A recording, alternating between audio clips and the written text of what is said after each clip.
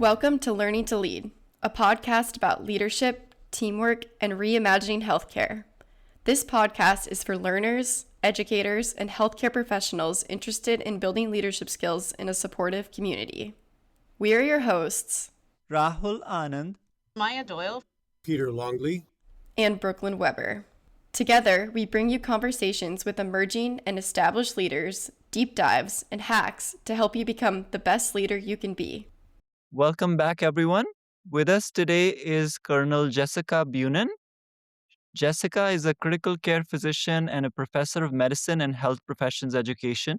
She has held leadership positions in military medicine throughout the physician life cycle of undergraduate and graduate medical education, as well as faculty development. She is a co-founder of All Levels Leadership, a company designed to revolutionize healthcare leadership training through coaching and consulting. Jess, welcome to the show. It's a delight to have you with us. thank you so much for having me. It's our pleasure. So I know that you're doing many things with your company, All Levels Leadership, and the way our conversation had begun was about how can leaders get better at communicating? What are all the big buckets of communication skills that leaders need to build up? Yeah, it's such a great point. I think when folks think about, are you a good communicator? They think about leaders only, like senior leaders at an institution, and how well they respond in crisis or how well they state their mission. But I think communication matters at every single step along the way. And I'd actually like to start with a story to sort of illustrate how early I think this begins and how important it is. So, part of the reason why I am so passionate about improving communication is while I was the dean of community at an institution, I was approached by a student who came to me and said, I have classmates that cannot communicate across difference. They will not work together. They won't talk to each other. Even in professional settings, they are not interacting. And it broke my heart. And I asked more details.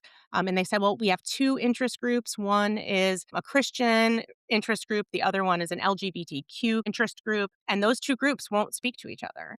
And I immediately knew I had to fix this. And so I went to the class leadership. Turned out one of them was in one group and one was in the other. So that wasn't going to solve the problem. But we had to figure out how to bring them together to overcome this. And in my mind, I saw this as a student problem. I thought, oh, they're learning during COVID. They've been behind screens a lot. They haven't learned the skills they need to learn. And I took this problem, because I didn't know how to solve it myself, to a dean's staff meeting. And they pointed out really quickly to me that this was not a student problem. This was a problem that we were all having. We were not communicating well across difference. We weren't role modeling it. We weren't doing it. We weren't even doing the things we had been doing prior to COVID, like going to lunch together, going to coffee together, and having more social engagement and getting to know each other on a deeper level.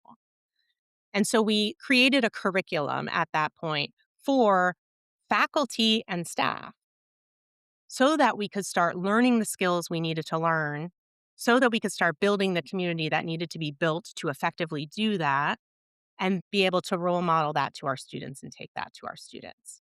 So that's what we did.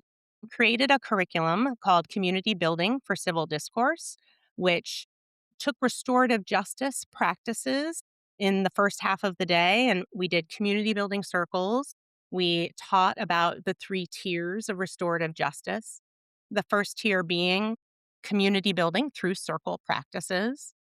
The second tier being conflict resolution using circles, using communication, using understanding everyone's perspective. And then the third tier is reintegration. If someone gets removed from a position, how do we reintegrate them into our world? And this was a very new way of thinking for me.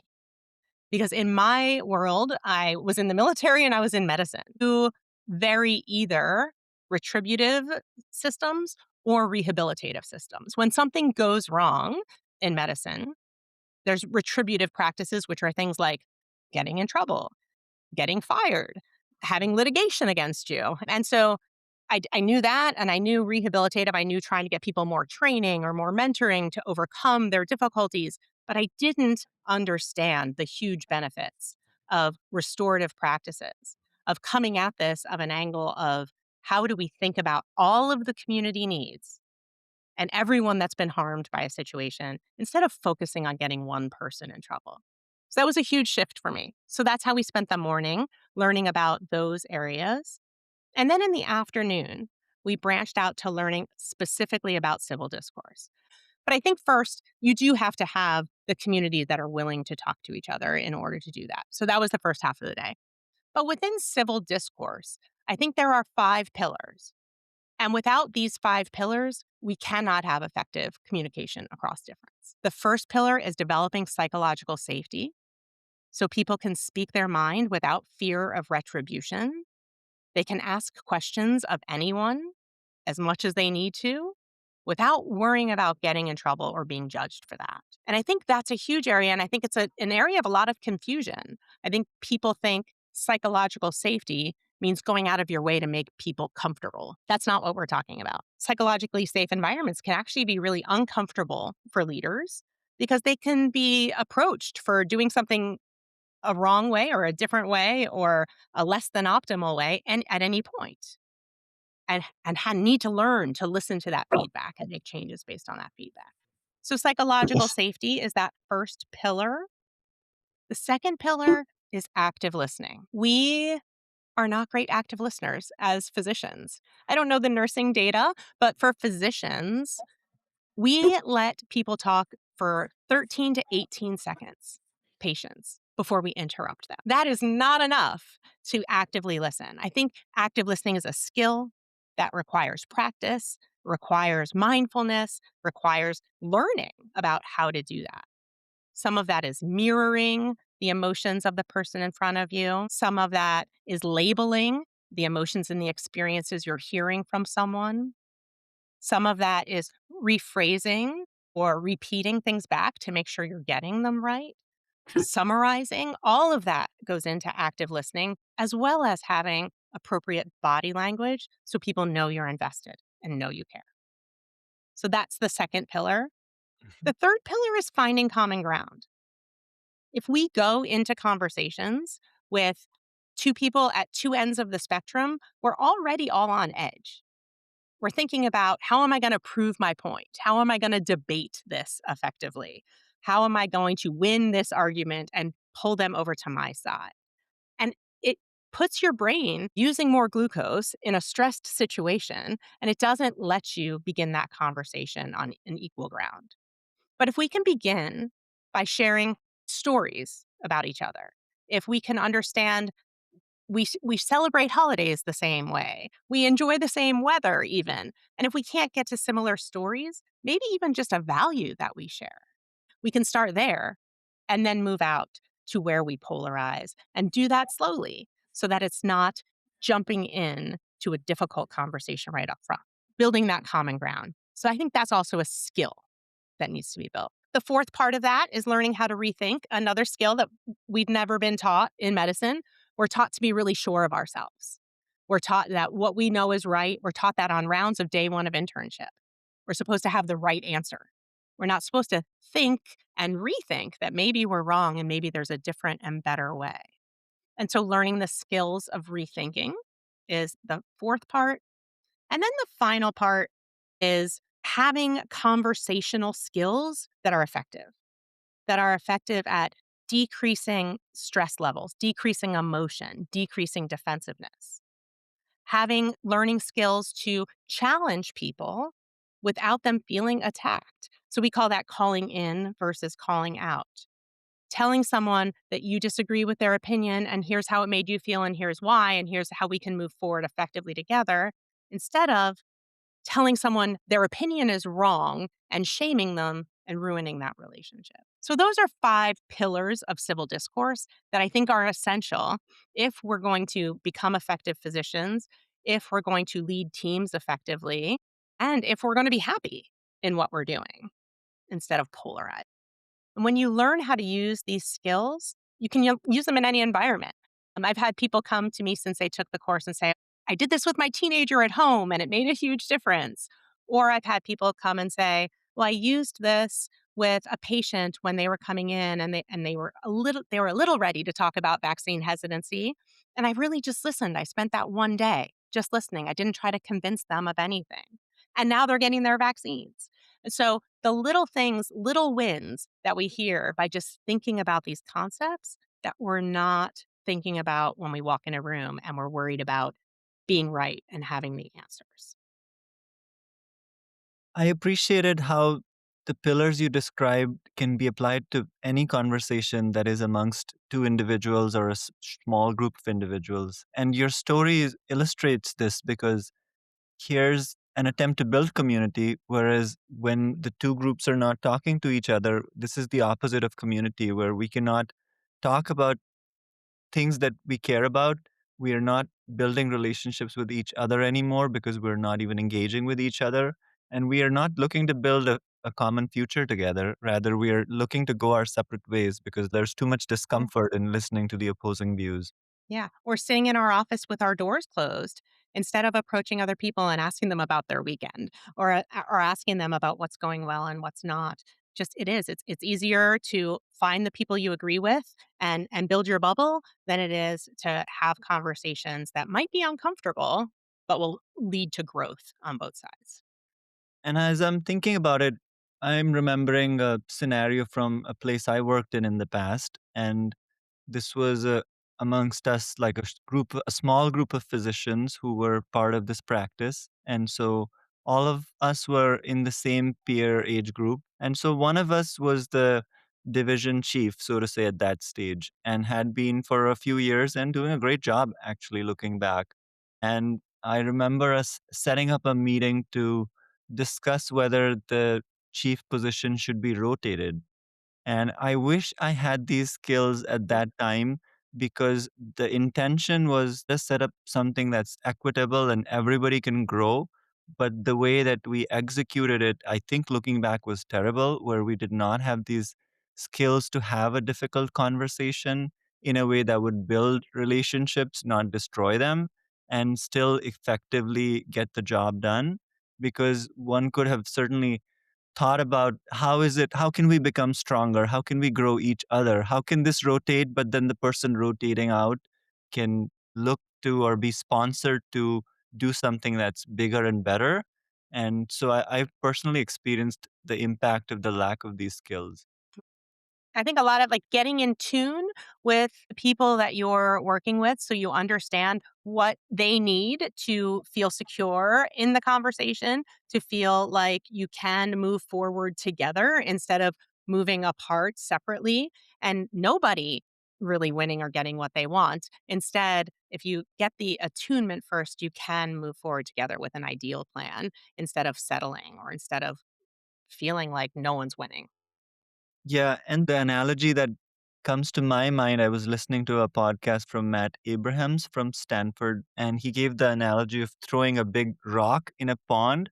And so there's pieces to this conversation, which is the piece where I'm going to take a step back and prepare for this conversation and see what this conversation is about and what matters to me and how can we go about this conversation or set it up in a way that is actually building relationships and safe. Then there's a part of throwing the rock in the pond where the first ripples are about the other person. And instead of me wanting to win in this conversation or get my point across or be right, now I'm looking at the first ripples, which is what are they saying? Why are they saying it? What do they care about? And what can I do to make sure that I've heard them and acknowledged and validated what they're saying. And then as the ripples go on, it gives me this visual that this is now an evolving conversation. I may have gone into it thinking something else, but now I have to be mindful to what's coming up about the actual content and how we can move it forward. I think the other problem we run into with not listening or not actively listening is we're not listening to understand other people. We're listening to figure out what do we say next. And so your brain is already worried about what am I going to say next? How am I going to sound smart? How am I going to handle this problem instead of just listening? And we think if there's a pause, people are going to think we don't know the answers or we're not smart enough or we're not competent. But in reality, if we pause because we're absorbing something someone just said to us, they feel heard. They feel like this conversation matters to both. And so I just totally agree with everything you said there, Rahul, about how that all works and how the ripples matter. Well, I'm a great listener until my feathers get ruffled. So until that rock falls in the pond and splashes me on my face, I'm a great listener. Yeah, I think for a lot of folks, that's really true. And that's why the conversational skills about being aware of your own defensiveness, being aware of how you're responding. I think for a lot of our trainees and even a lot of our leaders, feedback can feel like that rock dropping. So, how do we train people to effectively even just listen to feedback when they're on guard? So important. It changes everything. What we have seen as a result of doing this curriculum is not only do people feel more comfortable having civil discourse, not only are they willing to try restorative justice, but they also feel an increased sense of belonging because having these skills and practicing them does change the culture. They feel more hopeful about the future at their institution because of going into it as a team where they can solve it instead of feeling isolated. So, yeah, it changes everything. It changes the culture. It changes how you interact with everyone along the way. And so important to learn it young. This is what we talk about for all levels leadership. We called it all levels leadership for exactly this reason. So many folks don't learn leadership skills until they're walking into a C suite or an executive position. Then they get a coach. Then they go to a course. Then they learn their skills. But in reality, if we can teach these to our students, to our interns, to our residents, and keep building on that early and often, that's where it really settles in and we win. And so that's how we think about it in all levels leadership. How do we do this for every single level and make sure we build the foundations early so it becomes second nature and not something you have to think about every time, Yeah, and life gives opportunities to practice these conversations every single day because every single day. the moment you have differences and you feel some emotional discomfort as those differences are being discussed or arise, you know that you have an opportunity to practice.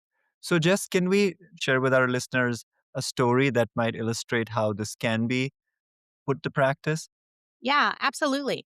So I am going to share a couple of trial and error success stories that resulted from this course. So I will start by saying that that particular student group who was involved in the confrontation up front that I mentioned, they are off and gone, and I don't know how this has landed with them. But I do know that now our students rate our interprofessional interactions more favorably than they did prior to the curriculum. We know that those conflicts that were happening are not happening between those interest groups anymore. So there've been a lot of wins out of it. But I want to give you a personal one. So I specifically was in a situation where someone came to me with a complaint, a student who was applying for a position in our graduate school felt like there was a significant microaggression against them in their interview. And so that student went to another student who came to me to try to solve this problem. And so I went to the person who had done the interview and I opened the door to have a conversation about it. And I explained, like, you can reach out to them if you want to, but I am also happy to take a message. I'm also just happy to talk about it with you. And the person got furious and felt like I was calling them aggressive and I was making all of these problems for them. And if I had a problem with them, I should have go to legal and get some legal justification for what I was doing. And all I could think was, I was just trying to start a conversation.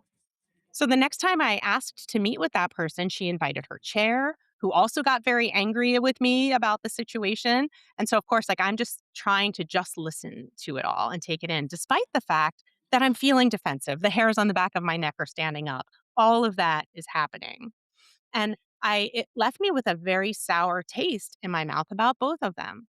But then I had another conversation one on one with the chair.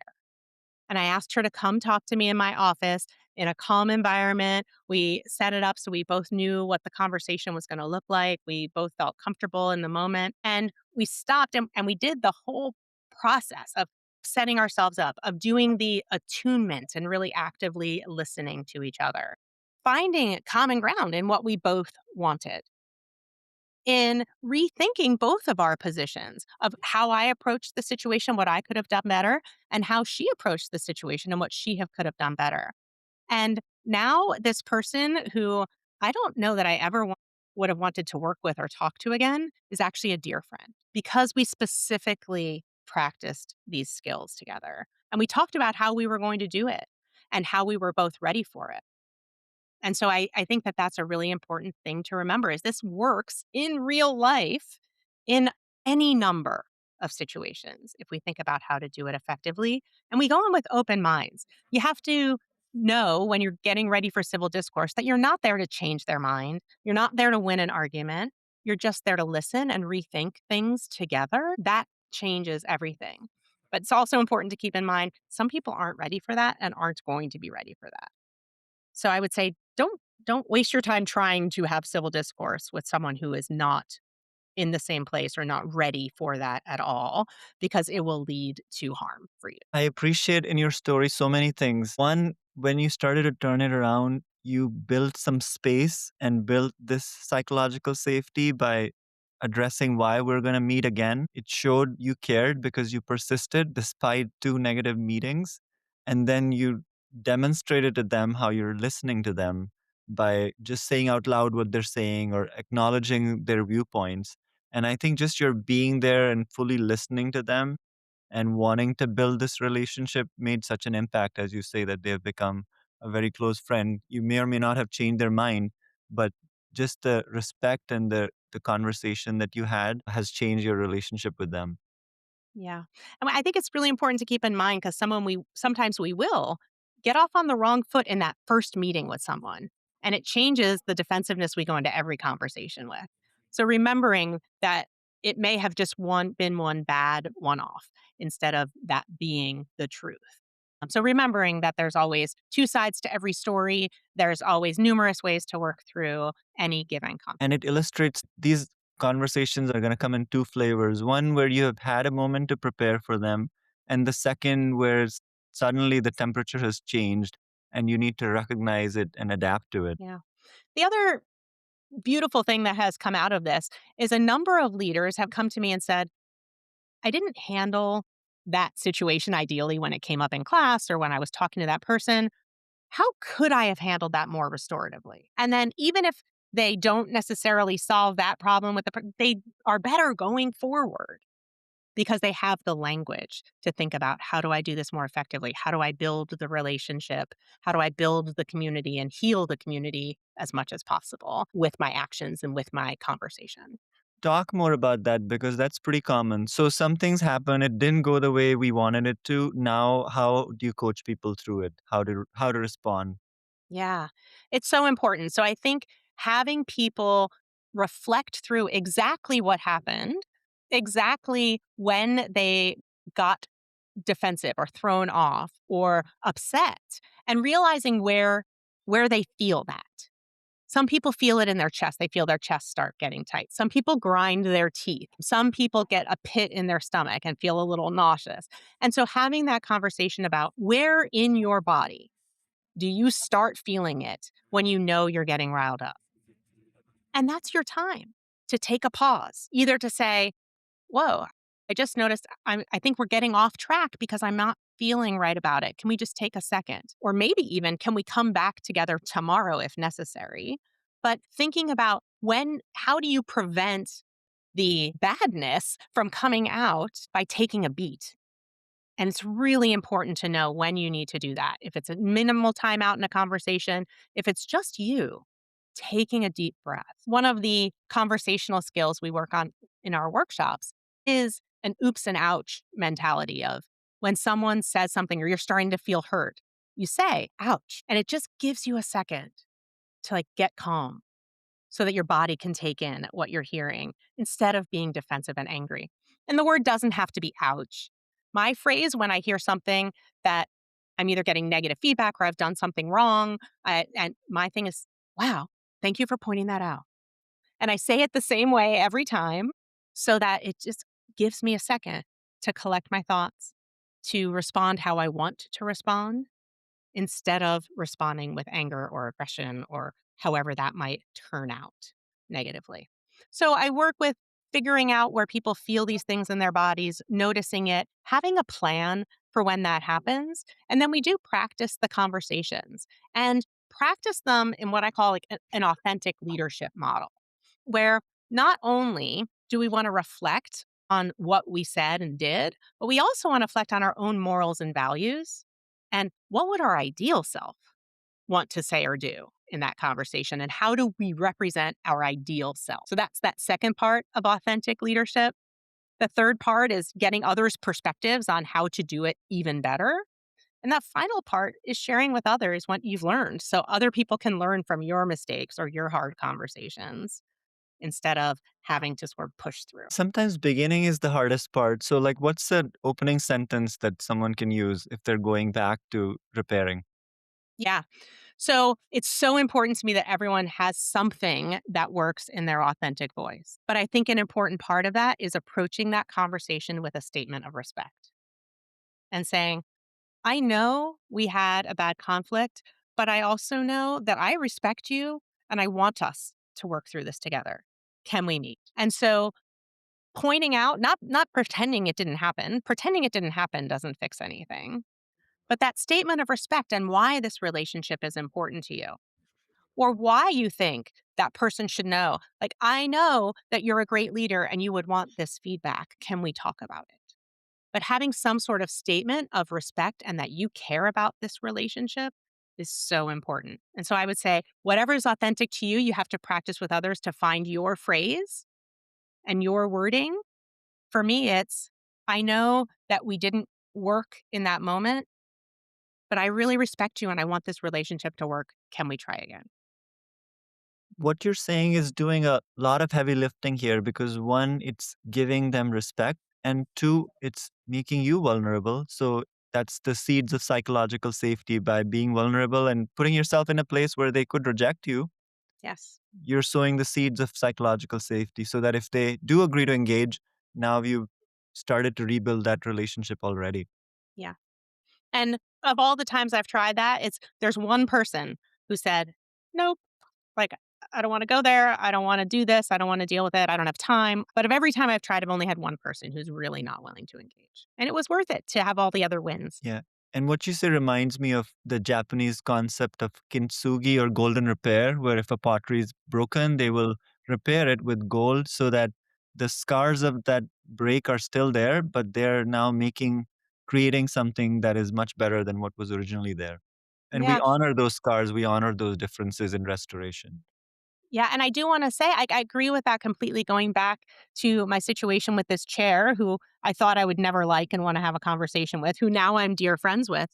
There's been so much chaos in the federal government over the past year of people losing their jobs and people losing research funding, and we were really there for each other and had a stronger relationship because of having been through that together and having worked through the the discomfort ahead of time. We now were had a different level of vulnerability with each other. I guess what's coming to my mind is just this idea of the finding of common ground and how to start the conversation that way.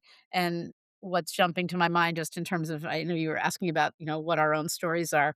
And I'm thinking of a story not in healthcare or even in teaching, but within my homeowners association that I'm part of. And we're a really small community, and there's been some things we've disagreed about. And I needed to get our sort of board of directors together. And I was really anxious about it. And I had to think about that phrasing of how to say, I know we've had some disagreement about things. I also know we're all really passionate about this little community and the environment. It's this lovely little like wooded community on Long Island. We all Mm. really care about this place. And so I think we all need to get together and sit down and kind of clear the air and walk through and solve these problems. And I was so scared to do it. I put it off all through the holidays. I avoided sending the emails. I avoided making the phone calls. And then I finally did it. And I finally got like 5 people at a table. And we had the most amazing conversation. And even the folks who I thought maybe they're going to fight with each other, they didn't fight with each other. And it just took that moment of saying, like, wait, we all really have a core value here together. And so, how are we going to move forward? And there was a little Congratulations. bit of like, move forward or have it collapse. Let's try to find a way to move forward. Such a great story. Congratulations. I'm so glad that went well. I hope it lasts. We'll see. But but yeah, but thinking about those sort of that early language of what do you say? Like, I know we've been having a hard time, but here's something I think we both care about, and whatever that is, whether it's our program, whether it's, our podcast, whether it's, um, a student's success, right, within their degree, like, whatever it is, we have some shared thing that we want to proceed towards. You have common ground. Yeah, And it's ideal when the common ground is an outcome. yeah, Then you can work together towards that outcome. That's awesome. But yeah, don't but it's not always have always, that. right? Yeah, But there's always a value you share. yeah. Yeah, Maya, what stands out in your story to me is you became aware of how you're feeling, and then you did the diagnostic work on your side. Why am I feeling this way? What's going on?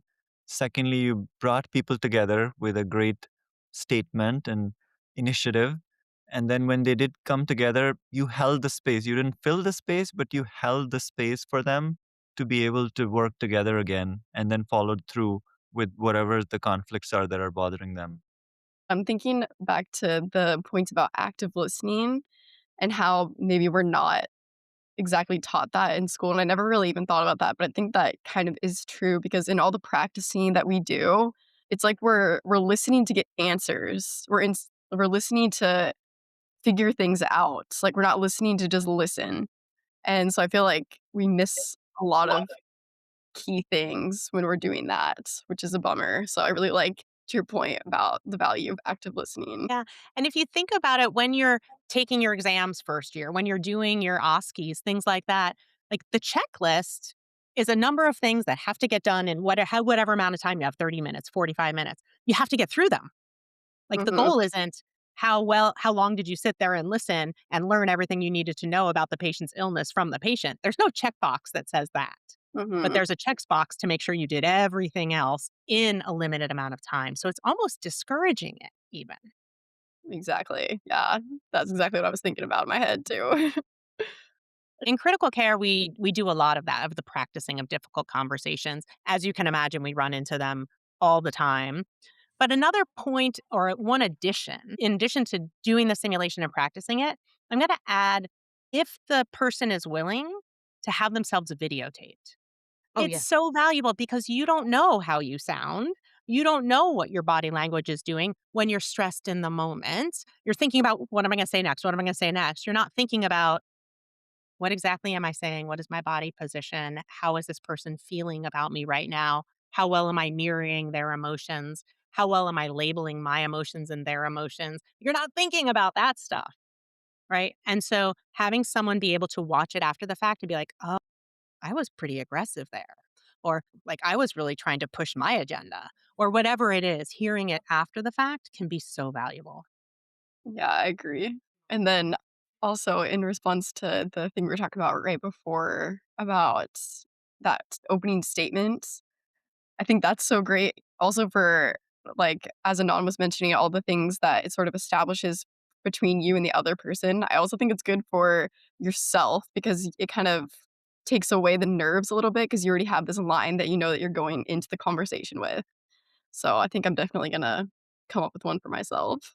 Yeah, I can't emphasize how important it is to have a line when you're caught off guard. And I'm going to give you a story really quick to show this.